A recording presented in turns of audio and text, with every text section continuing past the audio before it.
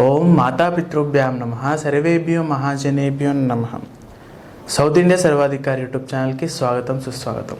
ఇప్పుడు మనం వచ్చేసి దేవీ నవరాత్రులు అంటే 9 రోజులు ఏ అమ్మవారిని ఎప్పుడు పూజించుకోవాలి, ఏ రోజున పూజించాలి అనే విషయాల గురించి తెలుసుకుంటున్నాము. అందులో మొదటిగా మహాగాయత్రి దేవి అమ్మవారిని పూజించుకోవాలని గురుగారి మాటల్లో తెలుసుకున్నాము కదా. ఇప్పుడు వచ్చేసి రెండో రోజున ఏ అమ్మవారిని పూజించాలి, ఏ సమయంలో పూజించుకోవాలి, ఏ ప్రాంతాభిభేదాలు లేకుండా ఎక్కడైనా సరే ఇక్కడ ఏ ప్లేస్లో అయినా సరే ఏ అమ్మవారిని పూజించాలనే విషయాల గురించి గురుగారి మాటల్లో తెలుసుకున్నాం. గురుగారు నమస్కారం అండి. అందరికీ శుభాశీస్సులండి. మనము దేవీ నవరాత్రుల గురించి విశేషంగా తెలుసుకుంటున్నాం.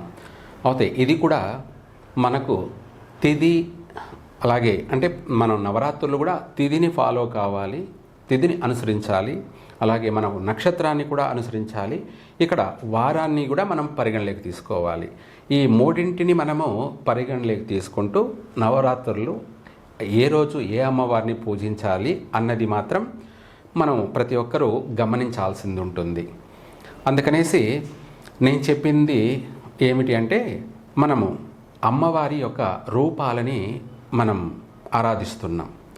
ఈ అమ్మవారి యొక్క రూపాలు ఏమిటి అంటే, ఆదిగా అమ్మవారు పుట్టినటువంటి ప్రారంభం నుంచి వచ్చేటువంటి రూపాల్ని మళ్ళీ ఈ యొక్క 9 రోజులుగా మనము అమ్మవారి రూపాలని తీసుకొని దేవి నవరాత్రులుగా పూజిస్తాం. ఇందులో గాయత్రీదేవిని మొదటి రోజున, ఎందుకంటే ఈ యొక్క అనంతమైనటువంటి విశ్వానికి సకల రూపము, ప్రాణము, జీవము అంతా కూడా గాయత్రీదేవే కాబట్టి, ఆమెతో ప్రారంభమైంది కాబట్టి మొదటిగా గాయత్రీదేవిని పూజించాము. రెండో రోజు వచ్చేటప్పటికి మంగళవారము, శ్రీ విశ్వావసునామ సంవత్సరము మంగళవారము. అలాగే ఇక్కడ మనకు విధియా తిథి, పాడ్యమి రోజు గాయత్రి పాడ్యమి అయిపోయింది కాబట్టి రెండో రోజు విధియా. విధి అంటే మన తలరాతలన్నీ కూడా మార్చేటువంటి తల్లి మహాకాళి. ఈ యొక్క మహాకాళి మొదటిగా ఆమెకు ప్రాణం పోశారు గాయత్రీదేవి. ఈమె మొదటిగా భూమి మీద జన్మించినటువంటి మొట్టమొదటి స్త్రీ మహాకాళి అని పిలుస్తారు. మహాకాళి అనంటే ఏమిటంటే, మనకు భూమికి ఆకాశానికి మిన్నంటే ఉన్నటువంటి రూపము, అలాగే ఆమె శరీరం పైన ఎటువంటి వస్త్రాలు ఉండవు, నగ్నంగా ఉంటుంది కాబట్టి, ఖాళీగా ఉంటుంది కాబట్టి, ఆమె రూపము అనంతం కాబట్టి నగ్నంగా ఉంటుంది, ఖాళీగా ఉంటుంది కాబట్టి మహాకాళి ఆమె యొక్క రూపం. అంతేకాకుండా ఆమె మనకు శివుడు శ్మశానవాసి అని మనం చెప్పుకుంటూ ఉంటాం కదా, ఆయన కంటే ముందుగా ఆమె శ్మశానవాసిని. అందుకే ఆమెకు మంత్రం కూడా ఉంది. ఆ మంత్రం కూడా ఏమిటంటే, ఓం మహాకాళ్యై విద్మహే శ్మశానవాసిన్యై ధీమహి తన్నో దేవి ప్రచోదయాత్. ఈ మంత్రం ఏమిటంటే, ఆమె మహాకాళి శ్మశానవాసిని. ఆ శ్మశానంలో కాపలా ఉంటూ భూత ప్రేత పిశాచ రాక్షసాదులు అన్నిటినీ కూడా ఆమె కంట్రోల్లో ఉంచుకొని, లేదంటే ఆమె శరీరమే అవన్నీ కూడా ఆమె శరీరానికి ఆభరణాలు అయ్యి ఉన్నటువంటివి. ఆమె రూపము, ఆమె దేహదారుఢ్యము అనంతము, అమేయం అనంతం. విశ్వంలోనే అత్యంత భయంకరమైనటువంటి రూపం కలిగిన స్త్రీ ఎవరైనా ఉన్నారు అంటే అదే మహాకాళి. ఆమె రూపాన్ని చూసి ఎవరైనా సరే భయపడిపోవాల్సిందే. కలలో కనిపించినా కూడా భయపడతారు, దానివల్ల జ్వరపీడితులవుతారు, భయభ్రాంతులవుతారు. అటువంటి రూపం. అందుకనేసి అంతటి రూపానికి జన్మనిచ్చారు. అప్పుడు ఆ రూపానికి జన్మనిచ్చి ఆమెను వివాహం చేసుకోమని చెప్పారు. ఆ యొక్క వివాహ పరిచయంలో కూడా శివుణ్ణి, విష్ణువుని, బ్రహ్మని, సూర్యచంద్రుల్ని, ఇంద్రుణ్ణి అందరినీ కూడా చూపించారు. అందులో మొట్టమొదటిగా శివుణ్ణి చూసింది. ఆమె చూడగానే శివుణ్ణి చూసి ఇష్టపడింది. దాన్నే తొలి చూపు అంటారు. తొలి చూపులోనే ఆ శివుణ్ణి ఇష్టపడడం వల్ల ఆయనను ప్రేమించింది, ఇష్టపడ్డది. అందుకనేసి ఆమె ఆ యొక్క శివుడేమో చిన్న బాలశివుడు లాగా ఉన్నాడు, ఏమని చూస్తేనేమో మహాకాళి, కానీ ఆయన చూసి ఇష్టపడింది. ఇష్టపడి నన్ను వివాహం చేసుకోమని అడిగింది. అప్పుడు ఆయన అన్నాడు, ఎవరు? శివుడు, నిన్ను చూడడానికే నాకు భయం వేస్తుంది. నువ్వు నాకంటే పెద్దదానిగా ఉన్నావు, నేనేమో చిన్నవాడిలాగా ఉన్నాను. నేనేమో చిన్నవాడిని, నువ్వేమో పెద్దదానిలాగా ఉన్నావు. నిన్ను చూడగానే నాకు భయం వేస్తుంది. నీ రూపాన్ని చూడగానే, నీ రూపమంతా కూడా అనేక వర్ణాలు కలిగి ఉంది. అంటే ఒక వర్ణం కాదు, అనేక వర్ణాలు కలిగి ఉంది. అంతేకాకుండా నీ రూపం కూడా మారుతూ ఉంది. ఇదే కాకుండా నీ శరీరం అంతా కూడా వస్త్రము అలంకరణ లేదు. నీ రూపానికి నీ యొక్క ఆభరణాలు చూసుకుంటేనేమో పుర్రెలు, మెడలో హారం కూడా పుర్రెలతో కూడుకున్నటువంటి పూలమాల లాంటిది. అలాగే నడుంకు ఆమె అంతా కూడాను చేతులు కాళ్ళు అన్నీ కూడా వస్త్రము. ఇదే కాకుండా ఆమె యొక్క జటాజూటము అంటే ఆమె వెంట్రుకలన్నీ కూడా సర్పాలు. ఆమె వెంట్రుకలన్నీ కూడా అనేకమైనటువంటి సర్పాలతో కూడుకొని ఉన్నాయి. ఆ సర్పాలే వెంట్రుకలు.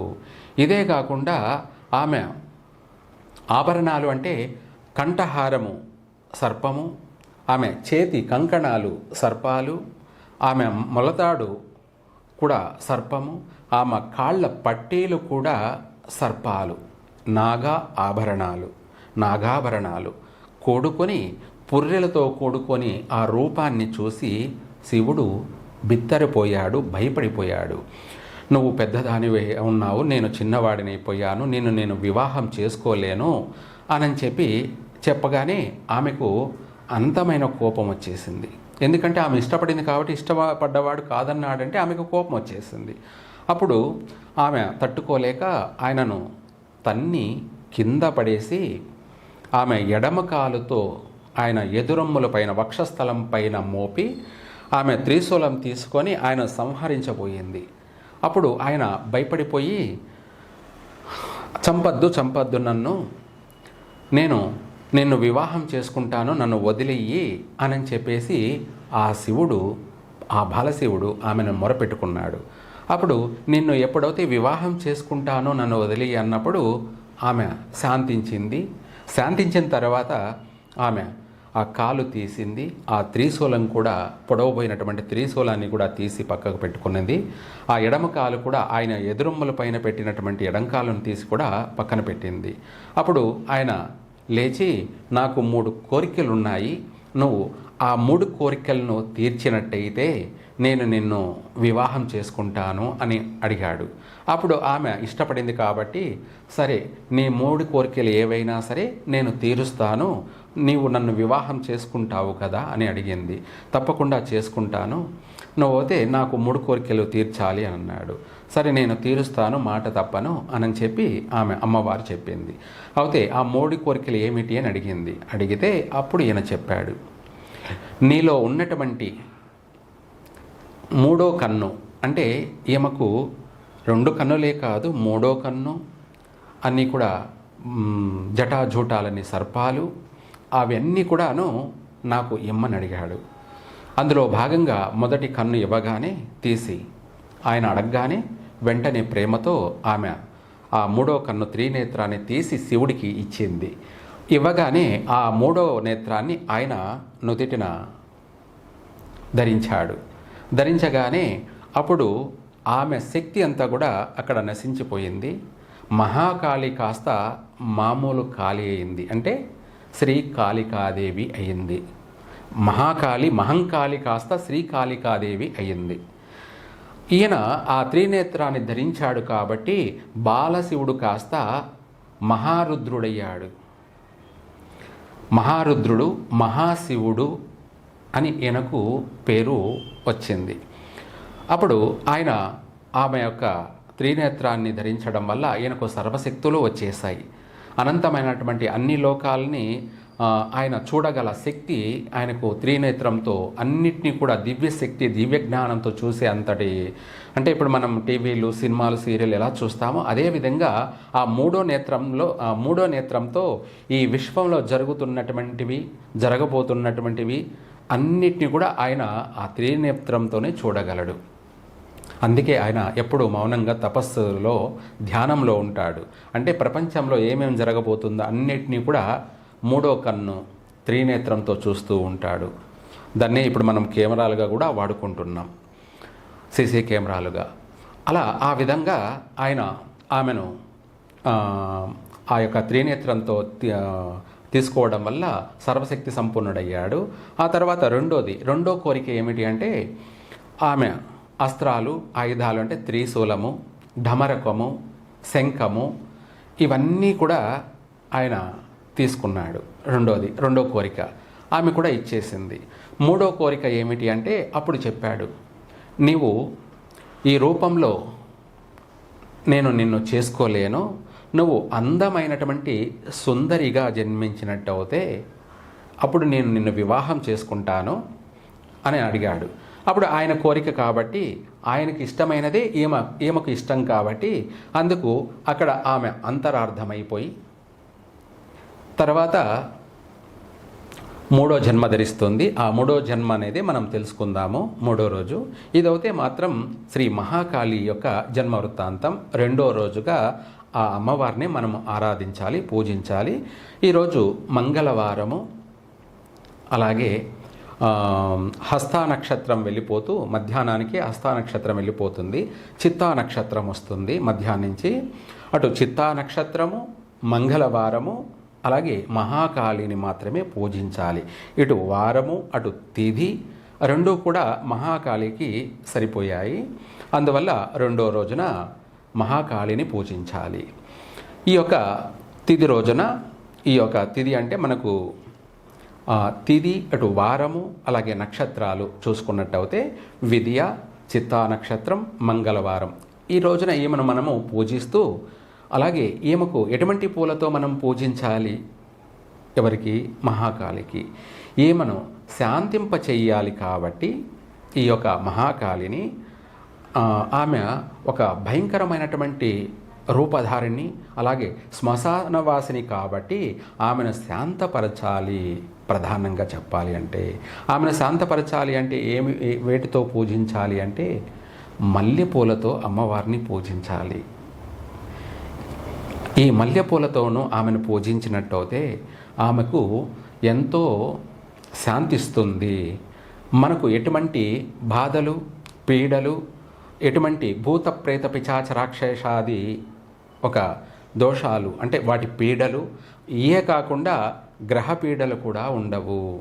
ఆదిత్యాది గ్రహ పీడలు ఉండవు, నరదృష్టి ఉండదు. అలాగే పూర్తిగా సమూలంగా సర్వసకల దృష్టి దోషాలన్నీ కూడా నశించిపోతాయి. 10,000 దృష్టి దోషాలన్నీ కూడా నశించిపోతాయి. అందుకనేసి ఏమను మనము శాంతింప చేసుకోవడం కొరకు ఈ పూలతో పూజించాలి. అలాగే ఈమెకు చీర కూడా మల్టీ కలర్, ఏ వర్ణమైనా కూడా అన్ని వర్ణాలు కలిసినటువంటి చీరను కట్టవచ్చు. ఆమెకు నైవేద్యం కూడా ఏం పెట్టాలి అంటే ప్రకృతితో కూడుకొని ఉన్నటువంటి నైవేద్యం పెట్టాలి. ఆ నైవేద్యము యాపిల్ పండ్లు మనం కట్ చేసి పెట్టడం కానీ, అలాగే నవగ్రహాలలో మనకు రెండో రోజు కాబట్టి ఆమెను ముత్యాలతో పూజించాలి. ఎందుకంటే ఆ ముత్యం అనేది మనశ్శాంతి, ప్రశాంతత, ఆరోగ్యము, అలాగే ఆయుష్, అలాగే ఇవే కాకుండా మన శరీరం అంతా కూడాను ఆమెనంతా కూడా మనము చల్లపరుస్తున్నామన్నమాట, శాంతింపచేస్తున్నాం, కూల్ చేస్తున్నామన్నమాట. అమ్మవారిని సర్వవిధాల శాంతింప చేయడానికి ఈ ముత్యాలతో పూజించినట్టయితే అమ్మవారిని సంపూర్ణంగా శాంతిస్తుంది. అందరికీ అమ్మవారి అనుగ్రహం కలుగుతుంది. ఈ రెండో రోజున చంద్రబింబం వంటి ఒక ఇది కాబట్టి ఆమెను మనం పూర్తిగా సంపూర్ణంగా అనుగ్రహం పొందడం కోసం ముత్యాలతో పూజించడం. అలాగే నైవేద్యం వచ్చేటప్పటికి యాపిల్ పండ్లను కోసి నైవేద్యంగా పెట్టండి అమ్మవారికి. ముత్యాలతో పూజించండి, మల్లెపూలతో కూడా పూజించండి, అర్చించండి. ఆ రోజున ఇంకా కూడా మనం చేసుకోవాలంటే కుంకుమతో కూడా అమ్మవారిని అర్చించవచ్చు. ఇలా ఈ యొక్క రెండో రోజున విశేషంగా మహాకాళిని పూజించినట్టయితే ఆమె సంపూర్ణ అనుగ్రహం కలుగుతుంది. అలాగే ఆమె అక్కడ అంతరార్థమైపోయింది. ఇంకా మూడో రోజు ఆమె బాలా త్రిపుర సుందరిగా పుట్టబోతుంది. ఆ విషయం మనం తెలుసుకుందాం. అలాగే ఈ రోజున విశేషంగా ఈ నవరాత్రుల్లో రెండో రోజున అమ్మవారికి చేసుకున్న వారికి చేసుకున్నంత మహాదేవ అన్నట్టుగా ఆమె యొక్క అనుగ్రహాన్ని పొందినట్టయితే మనకు శత్రు వినాశనం, అలాగే నరదృష్టి ప్రక్షాళన, వీటితో పాటు నవగ్రహాల యొక్క పీడలు, బాలారిష్ట దోషాలు, ఇవి అన్నీ కూడాను పోయి అందరూ చక్కగా ఆయురారోగ్యాలతోనూ అష్టైశ్వర్యాలతోనూ, ఇదే కాకుండా మనోధైర్యంతో ప్రతి ఒక్కరు కూడా ఎంతో మనోధైర్యంతో జీవిస్తారు, ప్రశాంతంగా నిద్రపోతారు, చక్కగా సర్వ విధాల కూడా అందరికీ కలిసి వస్తుంది. సర్వే జన సుఖినో భవంతు. విన్నారు కదండి. ఇప్పుడు మనం వచ్చేసి రెండో రోజున మహాకాళి అమ్మవారిని పూజించాలనే విషయాల గురించి, ఆ రోజున ఎలాంటి సమయంలో చేసుకోవాలి, ఏ ప్రాంతాల వారు ఏ భేదాలు లేకోకుండా ఆ రోజున మహాకాళి అమ్మవారిని పూజించాలనే విషయాల గురించి గురుగారి మాటల్లో తెలుసుకున్నాము. అలానే మిగతా రోజులు కూడా ఏ రోజున ఏ అమ్మవారిని పూజించాలనే విషయాల గురించి, ఆమె విశిష్టత గురించి, ఆ అమ్మవారి గురించి ప్రతి ఒక్కటి కూడా ముందుగానే తెలుసుకుందాము. దానికోసం మీరందరూ కూడా ముందుగానే లైక్ చేసుకోండి, షేర్ చేయండి, సబ్స్క్రైబ్ చేయండి. Thank you.